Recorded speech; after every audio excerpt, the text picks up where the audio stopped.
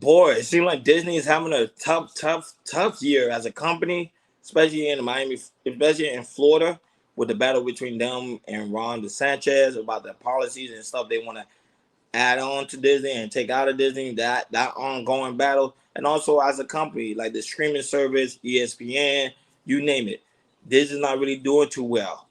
When it comes to money, that's what I love to talk about. I like to talk about money. I like to learn. I like to sit back, sip my water, sip my juice, and watch a couple of these Yahoo Finance. Let's take a watch.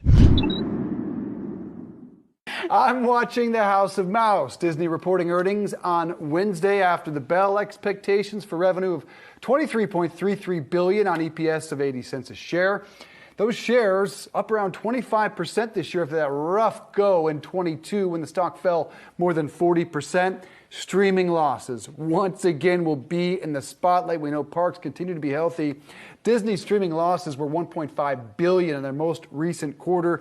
They raised Disney Plus prices in December by $3 to $11 a month, introducing an $8 ad tier. They will certainly want to spike the football about Avatar: The Way of Water, number one, 7 straight weeks, well over $2 billion.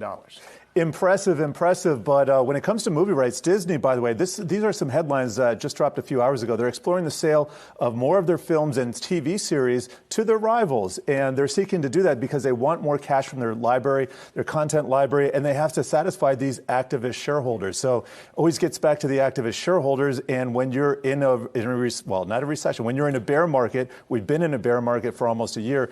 Those are the kind of discussions that are going to quiet Nelson Peltz, though? I don't know what's going to. I think Disney stock doubling or trebling or quadrupling. That might. Bob Iger's giving him the Heisman so far, keeping him out. You got to do the whole. You got to do the whole thing. There you go. Yeah, I got it. Yeah. There you go. All right, proceed. Now, Disney has been of course, right now in the stock market. Of course, it's not a financial advice. Always speak to your financial advisor.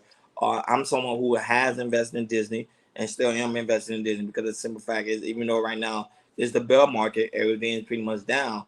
To me, I always feel like this is a great opportunity to go ahead and buy when everything is down. You want to buy more share of it because you never know in the long term when the bear market is over, certain company might rise instead of being too much down on the decline. Now, when it comes to Disney aspect, right now they're dealing with the woke culture.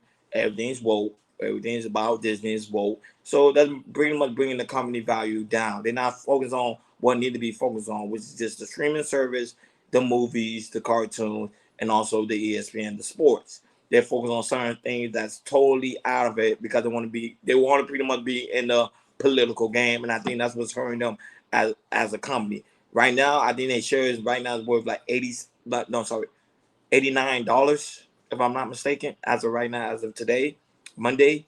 But it might go up later on this week. But right now, like $89 a share, if I'm not mistaken.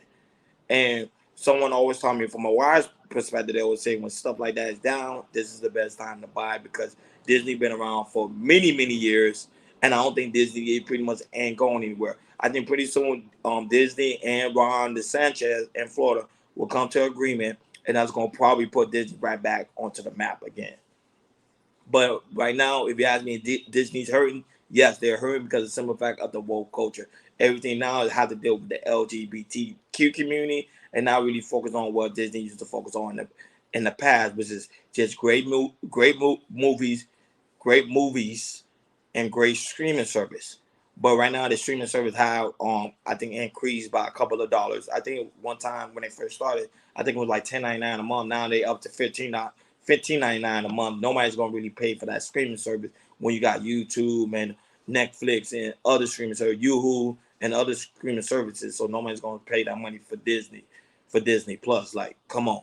So Disney need to pretty much get their name out of the political area and focus on what they need to focus on, and that's bringing back what Disney used to be, which is that fun entertainment that people used to love and enjoy.